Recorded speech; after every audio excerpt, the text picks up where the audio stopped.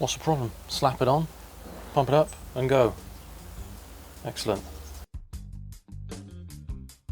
So there's probably a couple of different techniques as to how to do this, but what I like to do is fit it underneath the rim all the way around on one side before the other. But first of all, what you want to do is make sure you don't want that shred the wrong way around. You might want to put a little bit of air inside the inner tube just so that it fits in snug inside the tyre. Find the hole, the valve hole. There it is.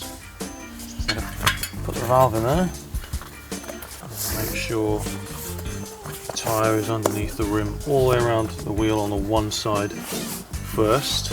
This is what I do anyway. I always start at the valve, because if you start at the other side of the tyre and get to the valve, it's going to be the hardest point to get it in there. And you can use tyre levers for this. Some tyres will be really difficult to get on wheels.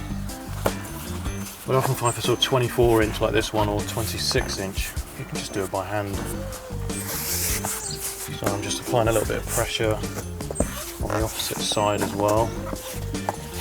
And now you've just got this last little bit of little lip here, and if you just pluck it over, there you go, it's on. So for something like a hybrid or a mountain bike, it's normally about 45 to 75 psi. Thanks for watching.